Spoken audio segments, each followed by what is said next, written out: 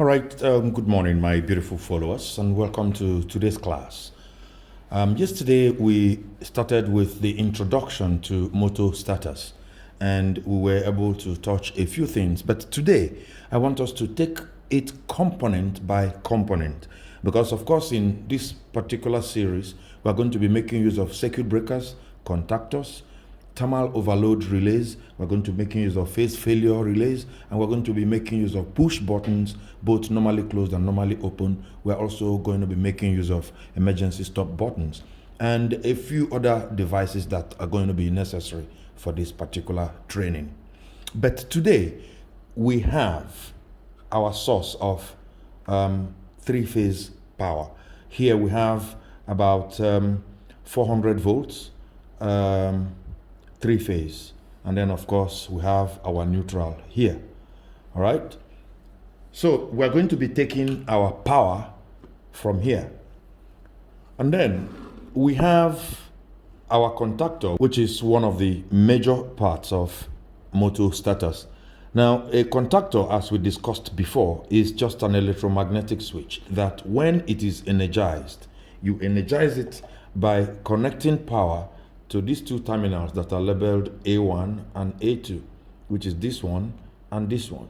And to connect power to A1 and A2, all you need to do is to slack out the screw you have here, and here is going to be open.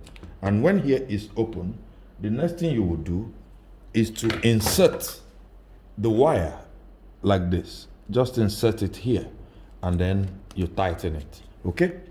Now, when you energize here, or when you connect 220 volts to A1 and A2, it is going to behave like an electromagnet because of the presence of a coil inside here.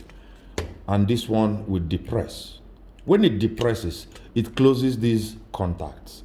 Now, we have 8 contacts in total. Out of these 8, 6 of them is for power, while the other 2 is for control. How do we differentiate them? L1, L2, and L3. These are the entrance of power. So the power coming from our circuit breaker is supposed to come into this place.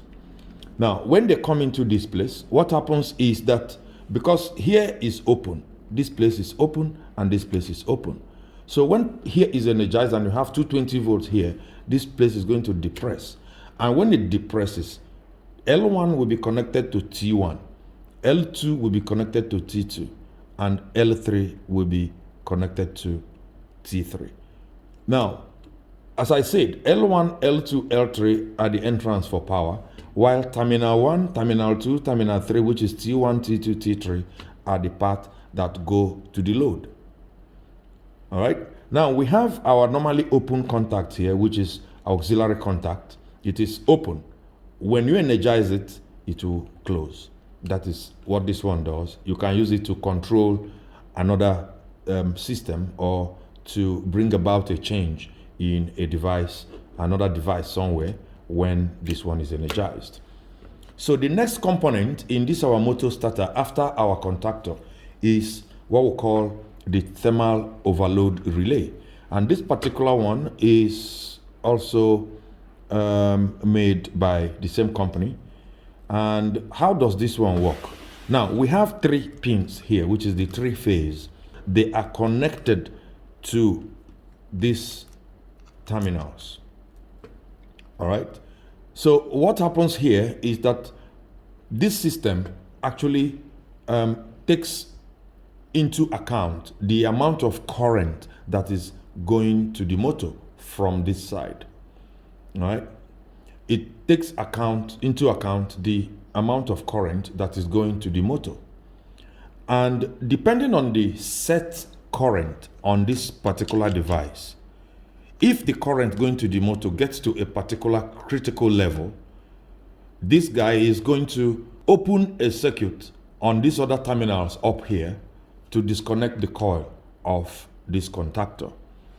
What happens is that this place is where you set your maximum current. So when you set your current, let us say, for example, your threshold for current is 1.9 amps. You could just set this to 2 amps, which is not a bad idea. This is 2 amps. Remember, this is the arrow. This is where you are looking at. All right. When you set this to 2 amps, if this motor start to draw any current that is up to that amount of current, it is going to disconnect the coil of this contactor by opening the normally closed contact. All right.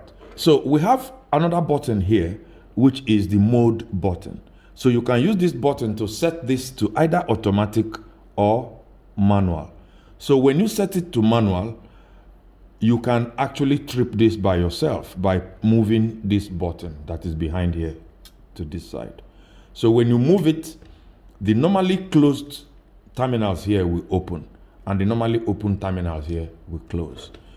So to reset this, you push the reset button and this guy will reset. So let us confirm which one is the normally closed and which one is the normally open terminals of our overload relay.